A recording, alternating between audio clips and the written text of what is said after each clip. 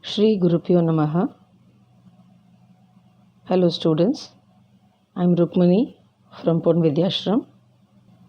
I welcome you all to the next session of our English class.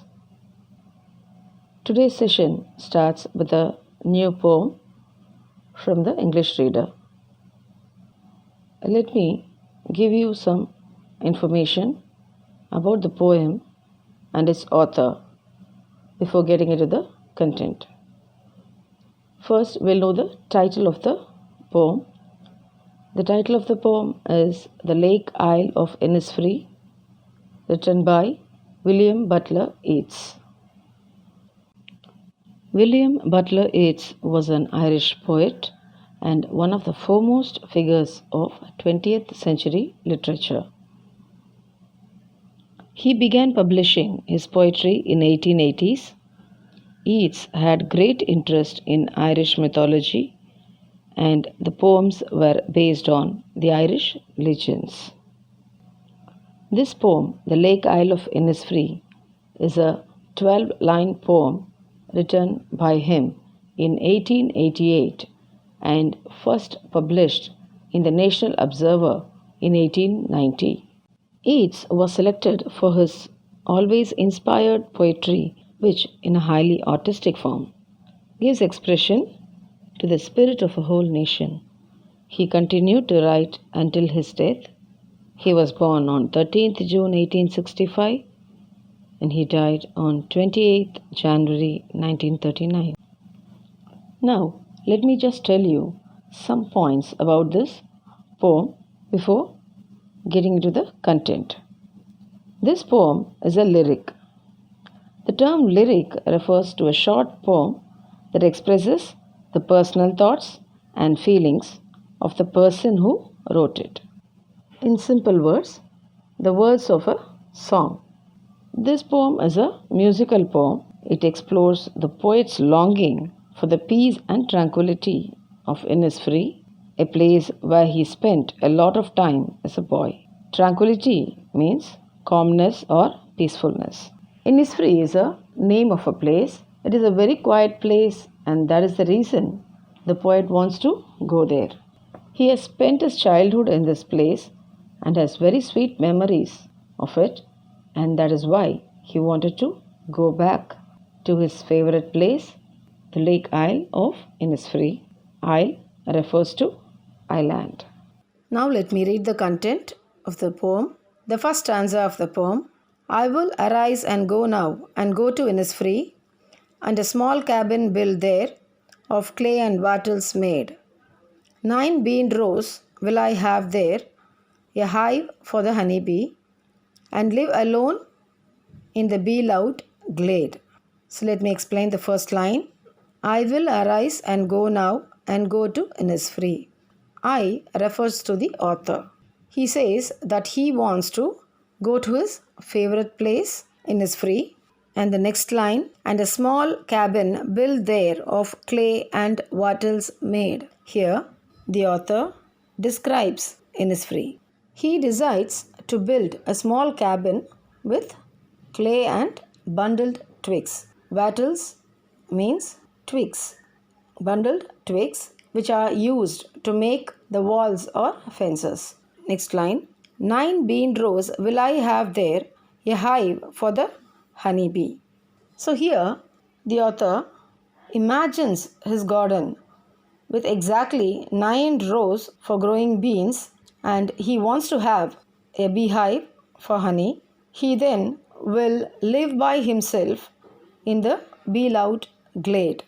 So it is given there in the next line, and live alone in the bee-loud glade. Bee-loud glade refers to the buzzing sound of bees in an open space. So now, students, I think you understood the explanation about the first stanza. Let me just recap the complete summary of the first stanza. The poet expresses his desire to visit Innisfree, where he will build a small, simple cabin out of natural materials that is clay and twigs. He will have a little bean garden and a honey beehive. He wants to spend a quality time there, living alone with the glad buzzing sound of bees. So, what is the quality time? That is, he has decided to make the break from the modern society and all of the hectic madness it can bring, and wants to go to a place he loves, and that is Innisfree. Okay, students, hope you understood the whole content of the first stanza. Now let me read the second stanza of the poem. And I shall have some peace there, for peace comes dropping slow, dropping from the vales of the morning to where the cricket sings. There midnight's all a glimmer, and noon a purple glow, and evening full of the linnet's wings. I repeat, and I shall have some peace there, for peace comes dropping slow, dropping from the vales of the morning to where the cricket sings. There midnight's all a glimmer, and noon a purple glow, and evening full of the linnet's wings.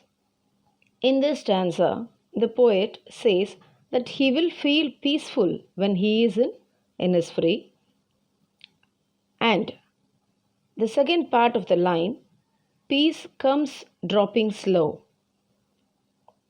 But why is peace dropping?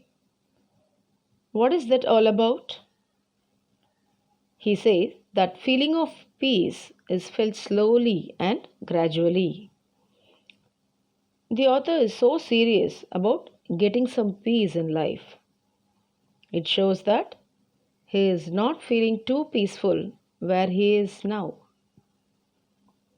Maybe he is feeling trapped, restless, and way too busy. Either way, he thinks that Innisfree is his ticket to happiness, a break from all the hubbub. Hubbub means a busy, noisy situation. In previous line, we learned peace comes dropping slow. Here, we are getting a hint of where it comes from. Dropping from the vales of the morning to where the cricket sings. Now let me explain this line. So dropping from the vales of the morning. What are these veils of the morning? Metaphor for the fog of early morning or the mist. The author says the mist or fog that veils the morning are lifted once the sun rises. What do you mean by the term veils here? It is a piece of fine material worn by women to protect or conceal the face, to hide there. So here the author compares. So just like the veils, here the author says the fog, it completely covers the place and moves where the cricket sings and spreads to where the cricket sings. So the author here says the nature, like a beautiful bride, is hiding her lovely looks behind the veil of disappearing darkness. As the light emerges, when the sun rises, the songs of the crickets fall upon his ears as they are seen busying themselves with their morning chores, morning work. In this third line of the stanza, there midnight's all a glimmer and noon a purple glow. Glimmer means shining brightly. So for him, midnight looks beautiful with millions of stars twinkling around. And at midday, the island seems alight with purple light. So here, the color purple is indicative of nobility and royalty. Here, the author equates peace to nature. Linnet is a small bird, mainly brown and grey finch with a reddish breast and forehead. A finch is nothing but a seed-eating songbird. Okay. And cricket, it's an insect related to grasshopper, but with shorter legs. So the poet here creates an imagery that is dreamlike. So the evening sky is completely full of linnet's wings. Make us think that it's not just one bird, small bird, but all the linnets are in flight. So he's talking nature big time here. So it also seems like peace is not something he can create or have control over. So it comes to him from nature. He cannot make it happen in the city. So he has got to go where the peace is, and that is Innisfree. So now let me summarize the second stanza of the poem. Poet says that he will have some peace at the island. The peace will uncover itself slowly in morning. The cricket insect will sing in the morning. The night will be shining. The noon will glow like purple color. The evening will be full of wings of linnet. The poet is expecting the linnet birds will be flying all around in the evening in Isle.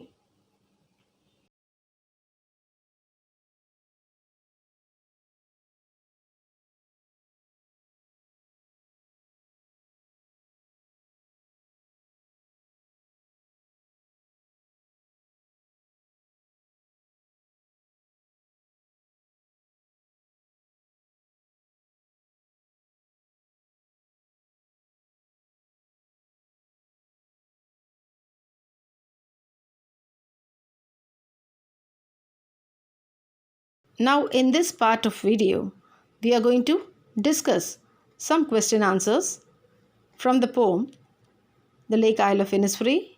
What does the poet plan to do when he reaches the isle? The poet intends to build a small cottage of clay and wattle and live all by himself near the glade where the bees buzz around in their hive. He also plans to plant 9 rows of beans. What is the poet of the Lake Isle of Innisfree longing for? Innisfree, where the poet had spent his boyhood, is more than a mere place for him. It is more or less a symbol of peace, tranquility, beauty, and calmness for the poet. Whenever he gets tired of the city life and his hectic activities, he earnestly desires to go there. Why did the poet like Innisfree? How does the poet want to live there? The poet wants to lead a simple life. He wants to live in a small hut. He does not want a kitchen garden. He wants to sow only 9 rows of beans and keep a hive for bees. Now, let me explain you some words that the poet has used to describe what he sees and hears at Innisfree. Number 1, be loud glade.